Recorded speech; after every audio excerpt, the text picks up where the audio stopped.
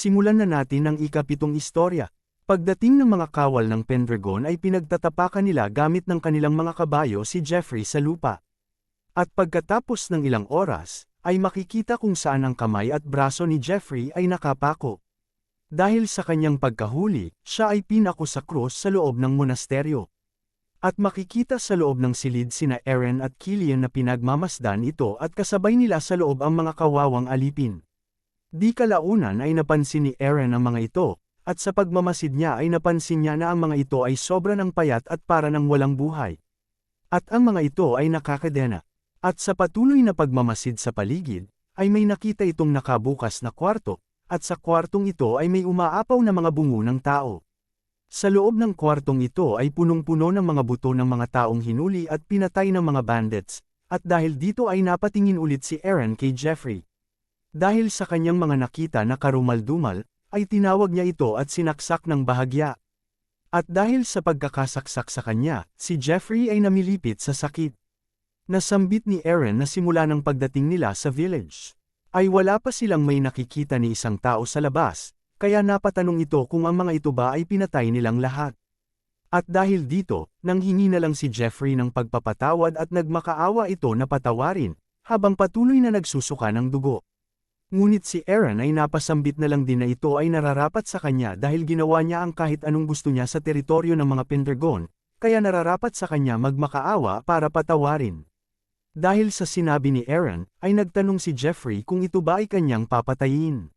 Subalit sinabihan nito ni Eren na hindi ito ang gagawa ng desisyon, at dahil sa sinabi ni Eren, ay nagtaka ito kung ano ang ibig sabihin nito at napatanong kung ano ang kanyang sinasabi. Ngunit si Eren ay napaharap na lang sa mga natitirang alipin at inagaw nito ang kanilang mga atensyon. At nasambit nito na kailangan nilang makinig ng mabuti, dahil ang buhay ni Jeffrey ay iiwan niya sa mga taong natitira sa village na ito. At dahil sa sinabi ni Eren, ang mga tao ay napatingin sa kanya. Dahil dito, ay hindi makapaniwala si Jeffrey at ito ay natakot. Pero dagdag pa ni Eren ay pwede nila itong lutuin o sunugin, o gawin ang lahat ng kanilang gusto sa kanya. Kaya ang mga alipin ay bahagyang sumigla. Pagkatapos nitong masambit ni Eren ay nagpatuloy na itong lumabas sa silid para magawa ng mga alipin ang kanilang gusto kay Jeffrey. At pagkatapos lumabas ni Eren ay ang mga alipin ay nagtinginan sa isa't isa, at ito ay nabuhayan ng loob, at lumabas ang kanilang mga galit. Kaya ang mga ito ay tumayo at kumuha ng kung anong mga bagay na pwede nilang makuha, at lumapit ang mga ito sa nakapako na si Jeffrey. Dahil sa paglapit ng mga ito hawak-hawak ang kanilang mga napulot, ay natakot si Jeffrey dito. At ito ay nagmakaawa sa kanila para ito itigilan. Subalit sa tindi ng kanilang galit, ay nagpatuloy pa rin ang mga ito at sabay-sabay na pinagsusuntok, pinagsasaksak ng kahoy, at pinaghahampas ng bato si Jeffrey, hanggang ang sahig ng cross ay napuno ng kanyang dugo. Pagkatapos lumabas sa silid si Eren ay nagpatuloy ito para pumunta sa kabilang kwarto, at nang makalapit ito ay agad nitong binuksan ang pinto, at ito'y agad na lumapit sa isang bagay at ito ay napatingin. Ang bagay na ito ay isang rebulto ng isang babae na matatagpuan sa loob ng monasteryo at ito ay ang kanilang goddess na sinasamba. At habang patuloy sa paglapit si Eren sa rebulto, ay hindi niya alam na mayroon pang nakatago na bandit sa likod nito. Kaya nang napansin ng bandit na ito ay hindi nakabantay, agad niya itong sinugod, ngunit si Eren ay para lang walang pakialam dito. At nang magpakawala ng atake ang bandit, ay wala niya itong kahirap-hirap na hinarang gamit ng kanyang espada na nasa takip, at ito'y itinulak niya papunta sa sahig ng napakalakas, at ito'y agad niyang inapakan. At habang inaapakan niya ito, ay nilabas niya ang kanyang sandata sa takip nito, at ito'y dali-dali niyang sinaksak sa puso, kung saan ang mga dugo nito ay tumalsik hanggang sa rebulto. Pagkatapos nito, napatingin ulit si Eren sa babaeng rebulto at nasambit nito, Leona, ang goddess of light. Ikaw ba ay magagalit sa akin dahil sa pagpatay ko nang hindi nagdadalawang isip? At dagdag pa nito, na kahit na ito ay nabuhay muli sa ganitong katawan at nagkaroon ng isa pang pagkakataon na mabuhay, ay hindi nito gustong mabuhay bilang isang impostor. At tatratuhan nito ang mga tao ng may respeto na nararapat sa kanila at bibigyan nito ang mga masasamang tao ng parusa na nararapat sa kanila, dahil ganito siyang klase ng tao. At hinubad nito ang kanyang kwintas at ito'y itinapon niya sa kahon ng donasyon sa monasteryo sa harap ng rebulto. At tumingin ulit ito dito, at nasabi na ito ang kanyang landas na pinili, kaya kung ito ay magkokondena sa kanya, ay gawin niya ito pagkatapos niyang makamit ang kanyang mga layunin. At pagkatapos nitong masabi ang kanyang mga gustong sabihin ay tumalikod ito, at nagpatuloy sa paglabas. Pagkatapos ng mga pangyayari sa monasteryo, ay makikita ang pagbalik ng kanilang hukbo sa South Northern Village, kung saan ang mga natitirang mga tao ay nakabalik sa kanilang mga tahanan. Makikita dito ang pag-uusap ni Aaron at ng babae na kanilang sinalba. At ang babae ay labis na nagpapasalamat kay Aaron dahil sa kanyang mga ginawa. At nasambit ni Aaron na malaya itong tumawag sa kanya kung ang mga ito ay may kahit anong kailangan para sa muling pagpapatayo ng kanilang village. At sumang-ayon ang babae dito, at nagsabi na sana ay gabayan sila ng goddess sa kanilang paglalakbay. At sa pag-alis ni Aaron, ay makikita ang mga taong natira sa village na nagbibigay pugay sa batang Pendragon dahil sa labis na kasiyahan sa ginawa ng kanilang batang lord para sa kanila. At nang makalabas sa village ang kanilang hukbo, si Tata at si Kazal ay lumabas, at itong dalawa ay nanghihingi ng gantimpala sa kanilang master dahil ginawa nila ang kanilang mga trabaho ng mabuti. Dahil alam ni Aaron na malaki ang tulong ng dalawa, ito ay sumang-ayon at nagsabing antayin nila ito sa kanilang campsite. At dahil sa sinabi ni Aaron, labis itong ikinasaya ng dalawa. At habang sila ay patuloy sa paglalakbay, ay natanong ni Killian, na dahil ang South Northern Village ngayon ay maayos na, kung sila ba ay magpapatuloy na para sakupin ang kagubatan ng Anacona. Ngunit sinagot ito ni Aaron na hindi, dahil may isa pa ito na kailangan gawin bago sila pumunta sa Anacona. Balik sa nakaraan, ilang araw bago magsimula ang kanilang ekspedisyon, ay makikita sa opisina sa kastilyo ng Conrad na nag-uusap si Atia at si Aaron. At nasabi ni Aaron, kung sinasabi ba nito na pwede nilang gamitin ang mga orc para sa kanilang pabor. At sinagot ito ni Atia ng oo, at dahil hindi sila makakaalis sa kagubatan ng Anacona dahil pinangako nila na tumira sa kanilang teritoryo. At ang kanilang combat abilities ay mas mataas kaysa sa mga normal na orcs, kaya kung magawa niya itong mapasuko, ay malaki ang kanilang maibibigay na tulong. Ngunit nasambit ni Aaron na ang mga orc ay hindi interesado sa kahit anong bagay maliban sa pakikipaglaban at patayan. Kaya napatanong ito kay Atia kung sa tingin ba nito ay tutulong ang mga ito para sa kanilang layunin. Pero sinabi ni Atia na nakadepende yun sa abilidad niya para sila ay masakop, at dagdag pa nito, na alam na nito na ang mga orc ay sumusunod sa mga nilalang na mas malakas kaysa sa kanila. At ang pinakamalakas para sa kanila ay ang mga dragon. Subalit hindi niya mahihiram ang kapangyarihan ni Soldrake para sila ay kumbinsihin. At dahil alam na nila na si Aaron ay kinilala na ni Soldrake na hindi karapat-dapat sa kanyang kapangyarihan, kaya wala itong pagpipilian kundi ang labanan ng mga ito at manalo para ito ay sumunod sa kanya. Dahil sa sinabi ni Atia, ay nasambit na lang ni Aaron ang salitang orc, at ito ay napapikit. At nasabi ni Atia kay Aaron, ito ay kanyang inaasahan sa taong tinawag na God of Death sa digmaan, at natanong nito kung may nakalaban na ba itong orc. Subalit ito ay tahimik lang sa una at napatingin ito kay Atia, at nasambit nito na, siguro. At bumalik sa kanyang alaala noong ito pa ay nasa digmaan, makikita ang isang orc na puno ng mga sugat at saksak ng sibat na galit habang sumisigaw.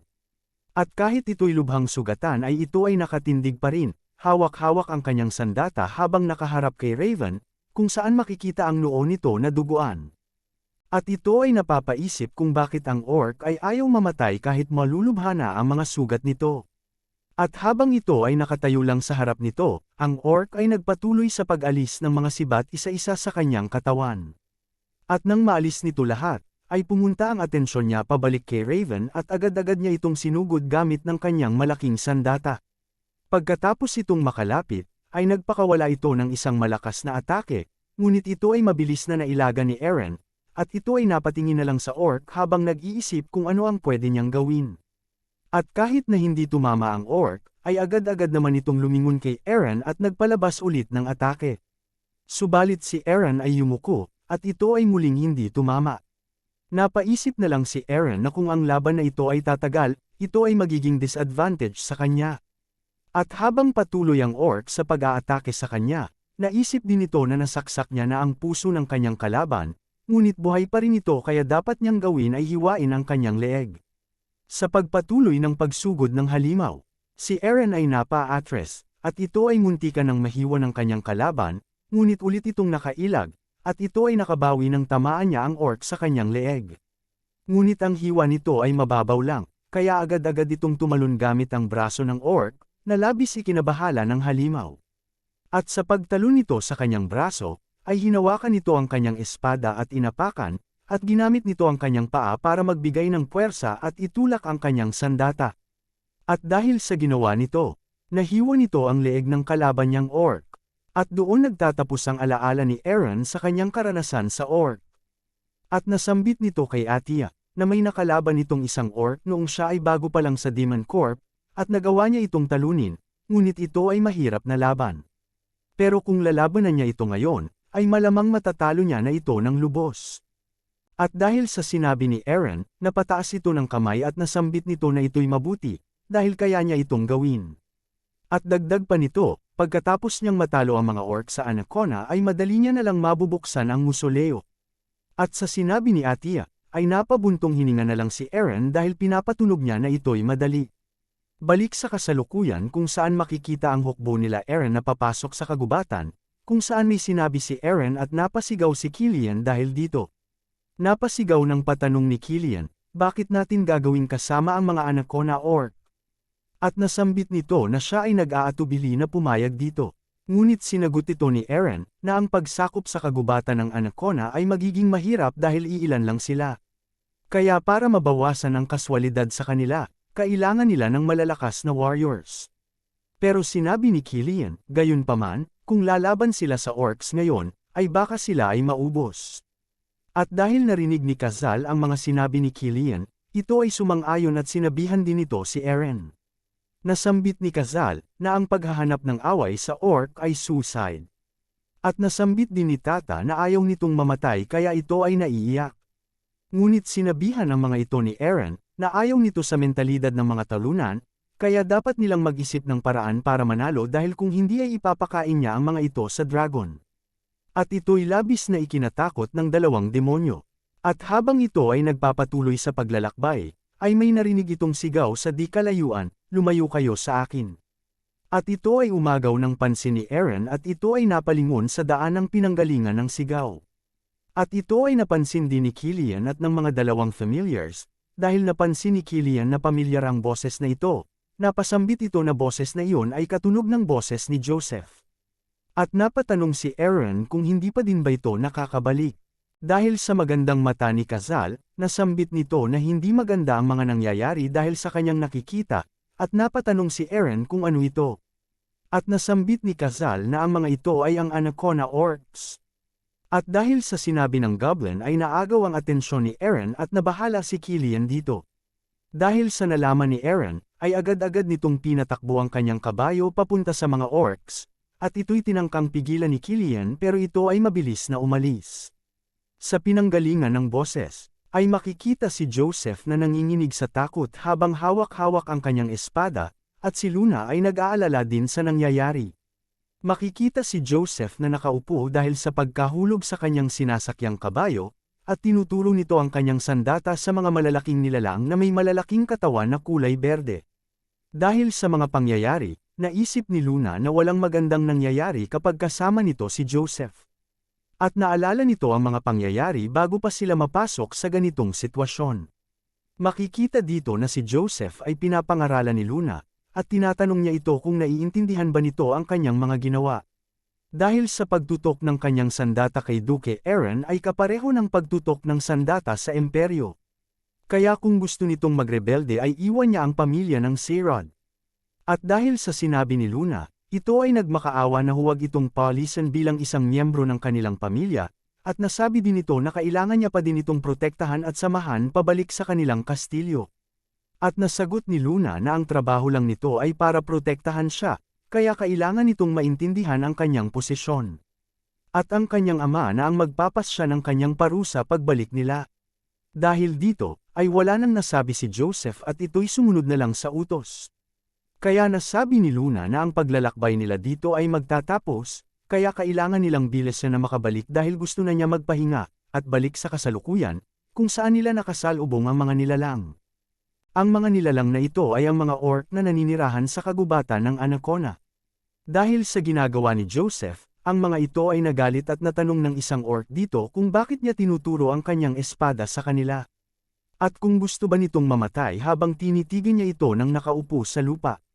Dahil sa mga sinabi ng orc, ito'y mang-iyak-iyak sa tindi ng takot at panginginig ng katawan.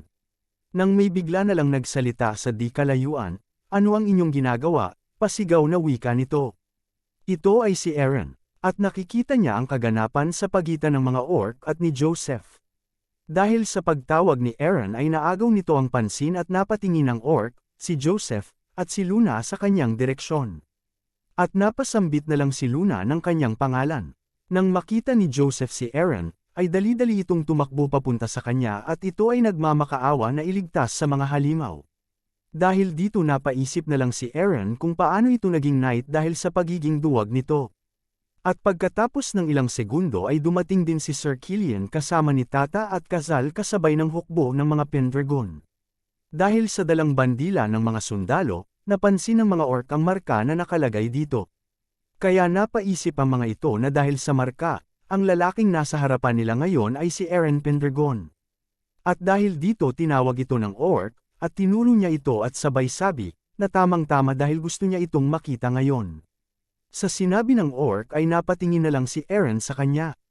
At dahil sa walang reaksyon ni Aaron, ang orc ay nagpakawala ng kanyang ability na naramdaman ng lahat.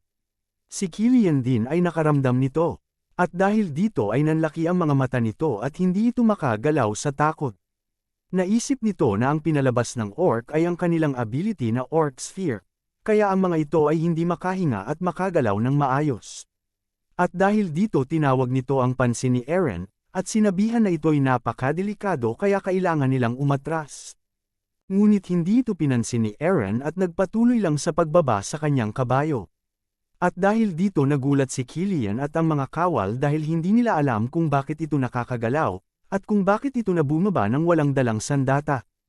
At habang hindi makapaniwala ang kanyang hukbo, ay nagpatuloy lang ito sa paglalakad papunta sa harap ng orc.